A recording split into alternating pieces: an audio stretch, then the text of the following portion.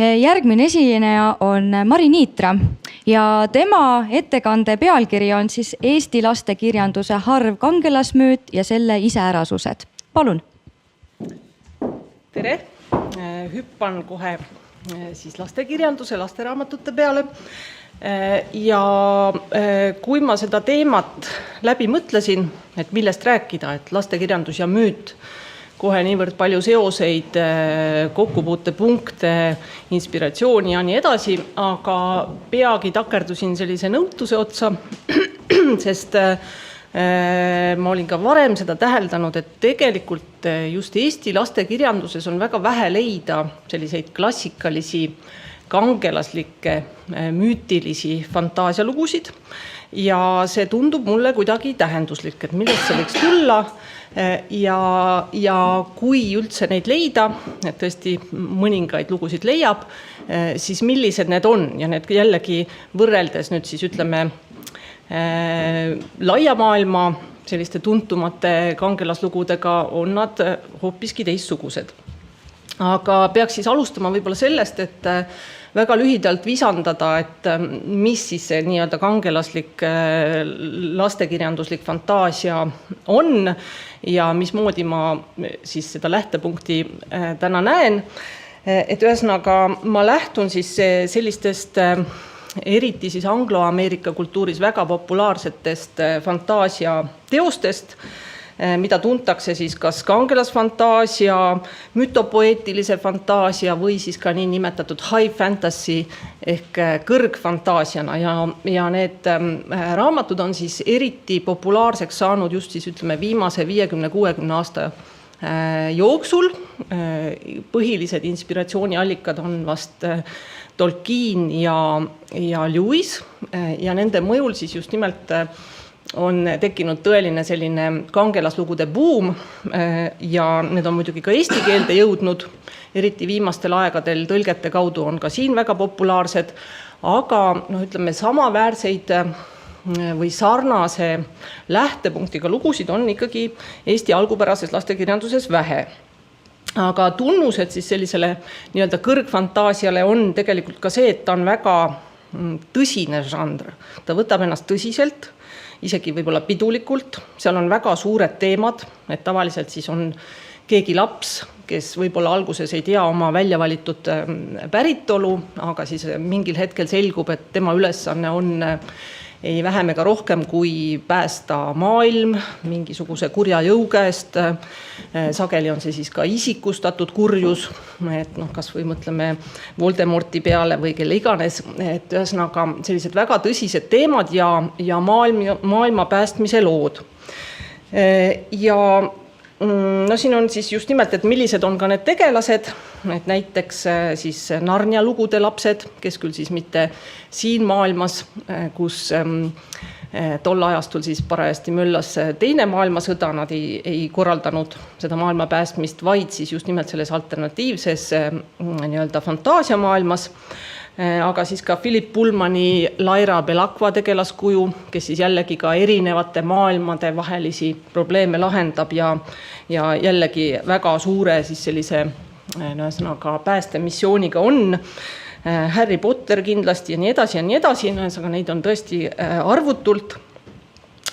Ja ühesõnaga, kui me nüüd tõmbame pilgu Eesti lastekirjanduse traditsiooni peale, et kes on üldse laste fantaasiaraamatute tegelased, et siis tegelikult meile tulevad ette, kes ka tegelevad mingite probleemide lahendamisega, näiteks naksitrallid, kunksmoor, veel igasuguseid tegelasi, kes pigem on sellised hästi kodused, need probleemid ei ole tavaliselt maailmaskaalale tõmmatud, sageli nad elavadki kusagil perifeerias, kas siis väikesel saarel või kusagil siis sellises alternatiivses aegruumis ja nad ei võta endale sellist suurt enesekeskset rolli. Ja kui ma nüüd hakkasin valima siis neid tekste, et ma lähtusin siis sellest, et ma jätan kõrvale puhtalt noorte kirjanduse, kus fantaasialood on tegelikult populaarsed, aga ma pigem siis püüan keskenduda sellistele lasteraamatutele, et ütleme sellise tingliku piiri võiks tõmmata ütleme vanuseni 12 mida siis ütleme sellise laste ja noorte fantaasiakirjanduse piiriks peetakse. Ja ka need tegelased siis üldjuhul, kui nad on inimesed, siis nad on ka seal enamasti kas siis 12-aastased, üksikutel juhtudel ka vanemad, aga neid on kujutatud mitte siis noorteraamatu žanris, vaid neid kujutatakse lastekirjanduslike tegelastena. Ja mida ma siis vaatan, on see, et millised need tegelased on, mismoodi kujutatakse neid, kellel on antud mingil moel siis see kangelase roll ja milline on see lugu, mida see kangelane peab tegema ja mis ülesanded tal siis on. Nii, ja esimene näide, ma liigun siin selles mõttes, et see ei ole selline ammendav kronoloogia, aga ma siiski paigutasin need raamatud sellises ajalises järgnevuses, et aastast 2000 Olavi Ruitlase Kail, mis võib-olla on siis isegi kõige stiilipuhtam selline kangelaslugu, kus siis 9-aastane Kait, väike poiss, sureb verevähki, raamat algabki sellest ja siis ühesõnaga oma elu viimastel päevadel ta näeb, et tema kõrval istub siis voodil üks selline imelik hall vanamees, kes justkui valmistab teda ette kuhugi uude dimensiooni minekuks ja siis loomulikult siis ütleme, siin on palju selliseid Lindgreni Lõvisüdamete loo paralleele, et ühesõnaga peale surma ta siis jõuabki sellisesse muinasjutulisse võib-olla keskaja sugemetega, igal juhul natukene nagu ajaloolisesse maailma. Illustratsioonid on Albert Kulgilt ja siis see sama teejuht, vanamees Tõelemb on tema nimi. Tema hakkab siis valmistama ette Kaiti, kes saab nüüd uue nime Kail, siin on ka viide Sookailule kui sellisele väekale rohule. Ja tema siis ka seletab, miks Kail on siis nüüd välja valitu selles maailmas. Nimelt siis on temal tugevaim vaimne väli, mida Tõelemb on kunagi kohanud. Ja edasi siis selgubki, et tal on missioon, et ta satub ühte sellisesse mõisa, kus siis on teisi noori ka, kes kõik kannatavad siis hirmsa türanliku mõisahärra, kelle nimi on parun Kovalski. Tema siis sellise mõjuvõimu ja türannia alla ja raamatu tegevustiku vältel siis Kailul tuleb pidada selline lõplik võitlus, et siis see kurjus nii-öelda tagasi lüüa. Et on siis raamatu lõpus otsustav kokkupõrge, mille käigus Kail siis kahjuks jällegi lahkub elust, aga ühesõnaga teda ootavad, nagu meile vihjatakse, uued väljakutsed uues maailmas. Maha jääb küll üks tütarlaps, Gerda, keda ta siis juba, kellega tal on romantilised suhted tekkinud, aga ka ütleme sellise väga piduliku ja pateetilise lõpu puhul on siis neil ka siis selline viimane jumalaga jätu stseen, kus Gerda muretseb selle üle, et siis, kui ta Kailule ükskord järele pääseb järgmisse maailma, et siis ta on juba selline vanamutt, kes ainult kõlbab porgandeid rohima. Nii et siis ühesõnaga ka see, mida Kail talle viimase asjana ütleb, et lubab, et ta paneb tema jaoks porgandid kasvama. Nii et jällegi selline väike huumor kogu selle sellise, ütleme, üsnagi tõsimeelse ja karmi fantaasia juures. Nii, aga järgmine raamat on Henno Käo, Viimane minut. See on autori üks viimaseid teoseid, aga ta jällegi on selles mõttes selline mõte siis kogu raamatul on, et üks lapstegelane peab jällegi kurjuse väe tagasi lööma. Peategelane on 12-aastane Mihkel, kirjeldatakse natuke ka tema sellist sotsiaalset päritolu, et elab väikeses Mustamäe korteris, isal on alkoholiprobleemid, hästi kitsas on 2 toas õe ja vennaga ja ühesõnaga ta on tulnud Saaremaale oma vanavanemate juurde, kes aga juhuslikult on saanud minna viimase hetke pakkumisega nädalaks turismireisile. Nii et siis Mihkel naudib üksindust vanaema ja vanaisa talus, aga siis õige pea hakkavad talle ilmuma sellised olevused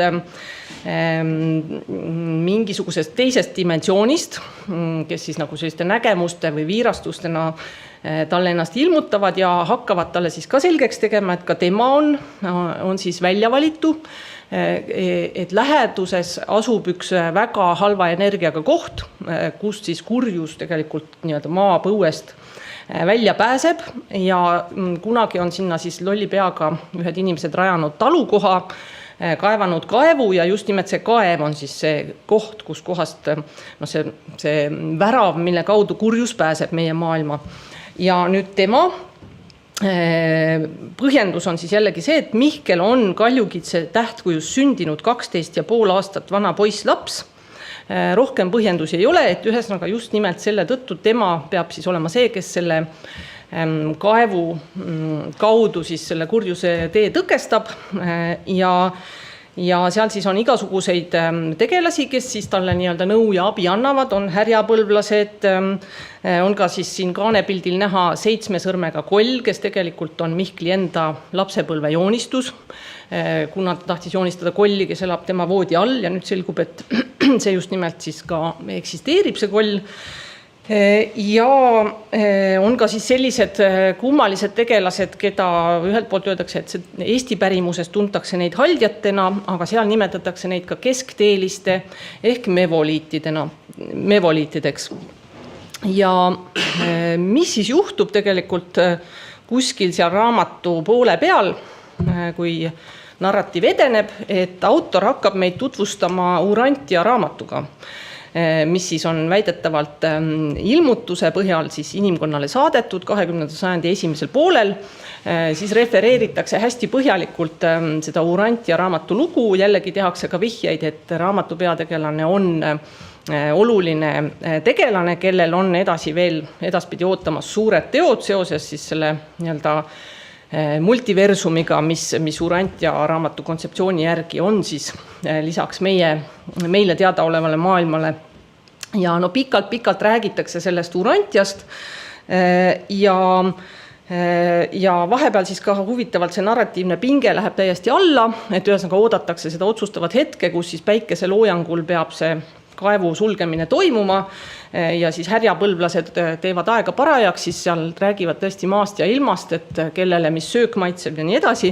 Et ühesõnaga täiesti läheb nagu see maailma päästmise pinge kaob ära ja ütleme siis lõpus natukene seda kruvitakse üles, kus siis peategelane seal kõigi nende kujutlusolendite hinge kinnihoidmise saatel peab siis 7 pihlaka pulka kaevu sügavuses, siis kui ta on sinna laskunud, peab need toppima siis kuskile pragudesse ja sellega ta siis saabki kurjuse tee tõkestatud. Et ühesõnaga selline raamat, siin on ka siis autori enda joonistus tagakaanelt, kus on näha siis see suur universumi skeem ja meie osa siis ka seal tagasihoidlikult, nii et ühesõnaga selline huvitav Urantia raamatu tõlgendus või tõukuv lugu. Nii, siis Aino Pervik on kirjutanud 2-osalise raamatusarja Maailm sulelise ja karvasega, Suleline, puhuja ja must munk, mis on nüüd küll väga oluline, võimas, tõsine ja mütoloogilise mõõtmega lugu, aga jällegi vaatame, kes on tegelased. Kõigepealt Suleline ja karvane, et võib-olla juba nimed ka vihjavad, et need on siis pärit Mutionu peo lastelaulust ja teised nelikus on väike õudik, kelles me tegelikult ajapikku tunneme ära ka ühe laulutegelase. Tema on siis see põis, kes lõhki läks Emajõge ületades naerust, eks ole, ja puhuja, kes siis tegelikult on jällegi traagilise looga õlekõrs sellest samast laulust. Et on valitud siis nii-öelda lookangelasteks nii-öelda välja mõeldud tegelased lastelauludest. Ja päris alguses siis Pervik ka rõhutab, et Suleline ja karvane koos kõigi sõprade ja vaenlastega on paljalt autori välja mõeldis, kuid nad tuletavad meelde autori lapsepõlve mälestusi. Ja see on tegelikult väga oluline, et kogu see müüdiline dimensioon siin seostubki lauludega, mäletamisega, need samad lastelaulud, mis siis osalt ulatuvad tagasi juba 19. sajandisse, et kuidas need oma järjepidevusega on siis sellise nagu identiteedi kandjad ja siis just nimelt need välja mõeldud tegelased on siis need, kes neid vanu laule mäletavad, nendesse kätketud sõnumit siis oskavad ka kasutada ja kes tegelikult peavad siis asuma võitlema kurjuse jõududega. Aga jällegi siin ei ole sellist väga üks-ühele tõsist suhtumist või kas neid kahtlusi pidevalt pillutakse, et näiteks siis üks tegelane ise ka väga muretseb, et äkki ta ongi ainult välja mõeldis ja kellele teda üldse vaja on, et kas ta on ikka olemas, aga lõpuks ta siis mõtleb, et isegi kui teda ei ole olemas, siis vajalik ta on ikkagi. Nii et siis, ja teistpidi jällegi, et mis siin on siis selline Eesti rahva võib-olla rahvusliku identiteedi rõhutamine, et need laulud ju ise on siis nii-öelda Eesti inimeste looming ja selle kaudu siis on nad siis sellised müüdikangelased, kes peavad seda järjepidevust kandma. Aga muus osas nad on sattunud siis jällegi täielikust perifeeriast Tallinna linna 21. sajandi alguses, et siis Sulelise ja Karvase sellised kodu maastikud on hävitatud ja teised tegelased üldsegi on siis, Roostik samamoodi siis selle pillirookõrrega ehk puhujaga, et ka jällegi roostik on maha raiutud, et kellelegi teha uhke rookatus suvilasse. Ja üks tegelane, siis Õudik, on üldsegi sattunud Prügimäele, et see Prügimägi on seal ka väga tugev kujund, et kuidas võib siis unustusse kaduda ja jääda nagu välja, et olla sealt välja heidetud kultuurist, ühiskonnast, kõigest. Et sellest unustusest nad peavad pääsema ja nad unustusega ka tegelikult võitlevad. Sest et nende põhiline vaenlane mõlemas raamatus on selline tegelane nagu Must Munk, kes on siis kuri munk, kes kunagi oma pahategude eest keskajal siis Tallinnas tal raiuti pea maha ja sellest ajast peale ta siis kummitusena liigub ringi ja kannab oma kirvega pead siis kaasas. Aga lõpuks ka selgub, et tema taust on tegelikult siis ka ühest, mitte küll laulust, aga ühest loost, nimelt Haamelni Rotipüüdja loost, et tema ongi see pillimees, kes siis seda laulu ja muusika ja õudu kasutas selles mõttes halvasti ära, et ta hävitas, eks ole, selle linna lapsed.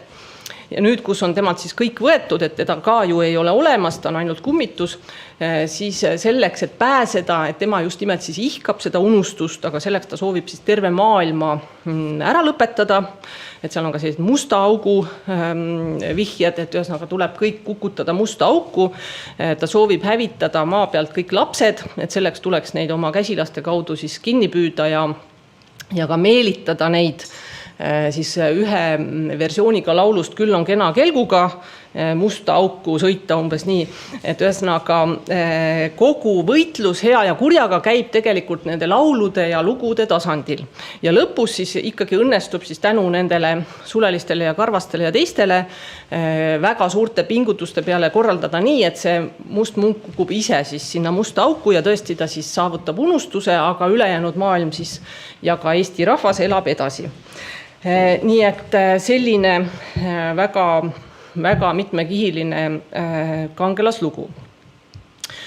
Nüüd viimased raamatud, millest ma tahaksin rääkida, on siis otsapidi juba siis nii-öelda lasteulme. Teemaks on ajarännud ja hetkeks on neid siis Ilmar Tomusk kirjutanud 5 raamatut, aga tundub, et sari on plaanitud veel jätkuma, et väga hoogne ja mis selle puhul on siis väga huvitav ja võimas saavutus, et väga rangelt autor tegelikult lähtub hoopiski sellisest rahvavalgustuslikust põhimõttest tutvustada füüsikat ja eelkõige kvantfüüsikat, sest tõesti väga haaravas vormis ja nende tegelaste seikluste kaudu ta näitlikustab siis just nimelt uuemaid füüsika saavutusi. Ja jällegi, et kes on tegelased, siis vasakul on siis nüüd lapstegelaste nelik, 2 tüdrukut, 2 poissi. Nad on määratletud, et nad õpivad parajasti 8. klassis, on 15-aastased, ehkki samal ajal on näha, et illustratsioonidel ja ka käitumiselt on nad kuidagi natukene nagu nooremad, aga teadmiste poolest kindlasti jällegi palju vanemad kui 15-aastased, aga et lihtsalt, et ühesõnaga, miks nad lasteraamatute valikusse siin sattusid, et nad ei ole selles mõttes noorteka võtmes kirja pandud lood. Ja esialgu on nad täiesti ignorantsed 15-aastased ikkagi, kes õppida ei taha, ja siis tuleb nende kooli uus füüsikaõpetaja Leho Anderson, keda me siis näeme ka parempoolsel pildil, kes siis ühesõnaga ise ka avastab ootamatult, et need väga tüütud ja nõmedad pubekad, kes üldse tal õppida ei taha, et nendel vist on mingisugune ülesanne antud. Ta ise ka ütleb siis, et ma pean teile ausalt tunnistama, et ei tea ega saa veel isegi täpselt aru, miks just teie olete need, kellele ma neid asju selgitama pean. Teen seda siiski, sest mulle tundub, et pean seda tegema.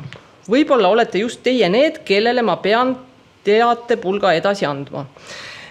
Ja ühesõnaga, ta juurdleb edasi, et mingisugune omadus peab siis nendel pubekatel olema, et kuna on ilmnenud sellised ajas rändamise eeldused täiesti kogemata kombel ja siis üks vihje, siis, mis antakse, et need tüdrukud on väga hea südamega ja hoolivad teistest inimestest, et ühesõnaga neil on siis see potentsiaal, et ka ajaränduritena siis inimkonnale kasulik olla.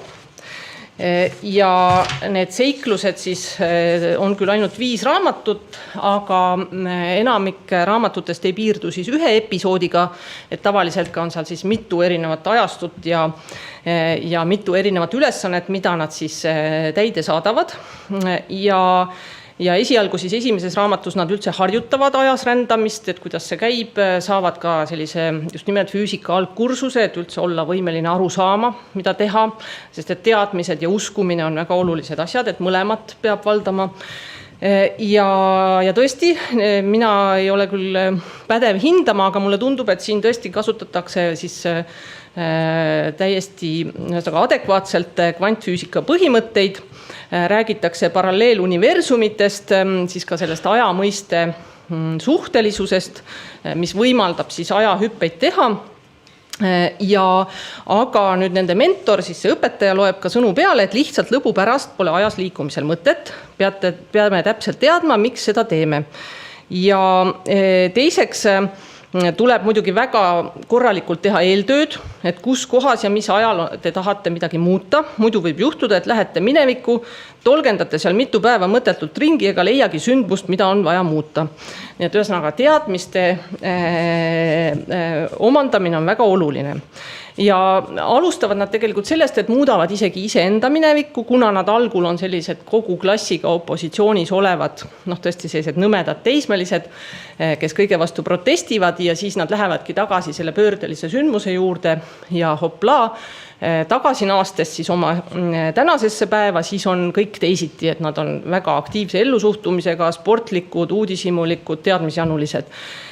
Ja siis nad seal harjutavad erinevaid asju. Esimese teoga näiteks nad nurjavad John Lennoni mõrva ja siis nad hakkavad otsimagi ajaloo sündmusi, mida oleks vaja muuta.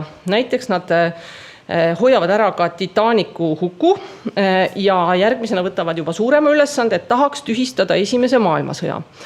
Nüüd selgub, et seal läheb juba üht-teist viltu, et nad satuvad ikkagi hoopis ühte teise paralleelmaailma. Vahepeal ka esineb selliseid hüppeid mineviku ja tuleviku vahel, kus nad ise ka täpselt ei saa aru, kuhu nad sattusid ja siis peavad jälle nuputama. Ja ühesõnaga esimest maailmasõda neil ei õnnestu siiski ära hoida. Ja mineviku muutmine on üldse seotud suure riskiga, sest et see rikub tegelikult universumis kehtivaid seadusi ja paljud asjad, mis on halvad ja traagilised, need tegelikult on ikkagi olulised, et inimkond õpiks. Ja siis järgmisena nad siirduvad 2000 aastat tagasi Palestiinasse, sest et jällegi ajalootunnis kuulsid, et üks väga hea ja süütu inimene tahetakse siis hukata. Nad valmistavad ennast seal väga põhjalikult ette, nad saavad seal olla siis aastakümneid, õppida kõik kohalikud keeled selgeks, omandada kohalikud kombed, ühesõnaga infiltreeruda ja siis nad siis ka kohtavad kõigepealt siis kõrbeerak Rist ja Johannest, kes selgub jällegi, et on ise ka ajarändur tegelikult, aga tema on ka väga suurepäraselt infiltreerunud.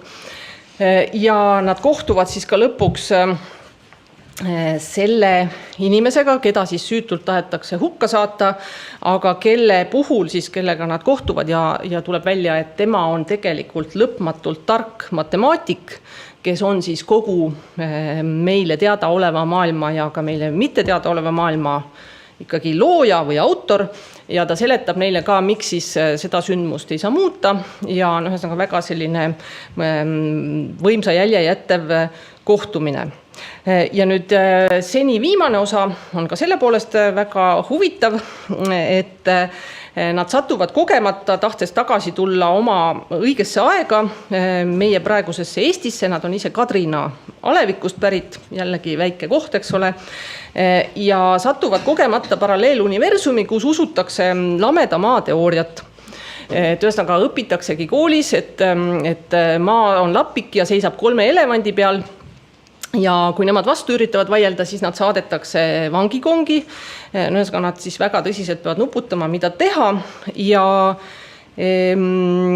siis nad lõpuks siis, kui nad hakkavad ka tasapisi kõigile selle maailma asukatele siis tutvustama üldse siis ka väga ettevaatlikult seda, et maakera on ümmargune ja siis tulevad edasi juba sellised uusaegsed teadussaavutused, mida nad siis ka, näiteks nad teevad kartulitest siis sellise elektriühenduse ja tõesti siis õnnestub neid tõestada ja võtta ka seal maailmas siis kasutusele elektrivalgus näiteks.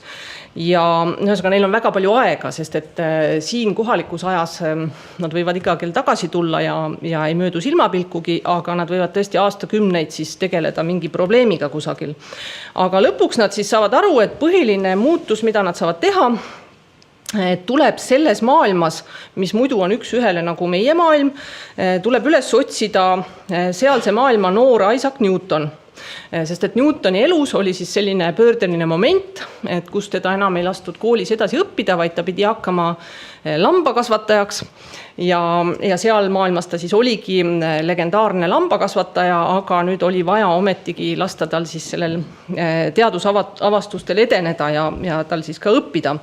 Nii et selleks nad siis peavad veenma Newtoni koolijuhatajad, kes on just Newtoni koolist ära saatnud ja koolijuhataja omakorda peab siis veenma Newtoni ema, kellel ei ole raha poisi koolitamiseks ja kes üldse arvab, et poiss on loru. Ja siis nad ütlevad, et kui see poiss enam koolis käia ei saa, võib juhtuda, et inimkond elab ka 300 aasta pärast nagu pimedas keskajas. Ja ühesõnaga see siis lõpuks veenab kõiki, nii et nad siis ka kontrollivad veel ja tuvastavad, et tõesti siis, kui nad uuesti vaatavad siis 300 aasta pärast, mis saanud on, et ei ole enam seda elevantide ja lapiku maa juttu. Ja nad ise siis kommenteerivad, et mõned võiksid arvata, et me muutsime ajalugu, kuid tegelikult andsime sellele vaid väikse omapoolse tõuke. Nii et jällegi, et kogu see tegevus ei ole selline suur pidulik maailmapäästmine, vaid väikesed nüansid, sageli tuleb minna just nimelt kellegi tegelase lapsepõlve, muuta ära mingisugune kohtumine ja nende väikeste nüansside kaudu siis mõjutada natukene asjade käiku. Aga need on just nimelt, et liiga suure skaala sündmusi neil ei ole lubatud tegelikult siis nagu muuta. Ja kui nüüd kokku võtta, et mis siis on iseloomulik nendele raamatutele võrreldes nüüd nende suure maailma populaarsete kangelasfantaasiatega, siis üks asi, mis mulle kohe silma torkab, ongi see, et välditakse või isegi nagu teadlikult hoidutakse pateetikast igasugusest pidulikkusest. Sageli on need raamatud hästi humoorikad, et kui me ka vaatame näiteks illustraatoreid, kes on valitud, et siis võib-olla ütleme kulgi illustratsioonid on kõige rohkem sellised stiilipuhtad ja ütleme tõsiselt, et nad suhestuvad tekstiga tõsiselt, aga nüüd nii Piret Raua kujutatud lauluolendid kui siis ka Hillar Metsa siis need ajarändurid ja muud kuulsad tegelased, kes seal siis läbi vilksatavad, need on kõik just nimelt, eks ole, on valitud ikkagi karikaturist, kes, no ütleme, see viimane pilt nüüd on võib-olla, ütleme, karikaturisti kohta küllaltki tõsine, aga üldmulje on ikkagi see, et püütakse vältida sellist pateetilist lähenemist ja noh, siin võib-olla siis ka nagu mõelda sellele, et milline on Eesti inimese või ka Eesti kirjaniku nägemus eestlastest, et me olemegi need väiksed, targad mehed taskus, siilid, kuskil me midagi surgime, aga me ei võta ennast ülearu tõsiselt ja me ei ole ka nii enesekesksed, et me arvaks, et me saaksime minna ja nüüd kellelegi mõõgaga pähe lüües nagu maailma päästa. Et võta või jäta. Aitäh!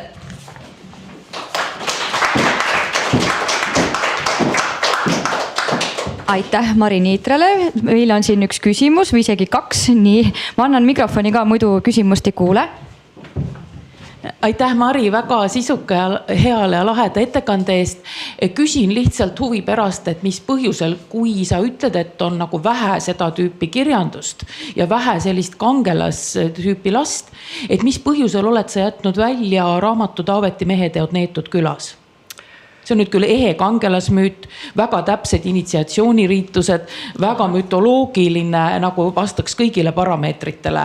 Ega mul muud ei olegi öelda, kui et ma ei püüdnudki täiesti ammendavat nimekiri anda, aga seda raamatut ma ei ole tegelikult lugenud, nii et... Selge, jah, aitäh. Ja kohe teine küsimus. Minul on selline küsimus, et sa enne mainisid Harry Potterist ja Sõrmuste isandast rääkides neid suuri antikangelasi ka. Kas selliseid antikangelasi võiks ka Eesti lastekirjandusest leida või neid on veel vähem kui neid kangelasi?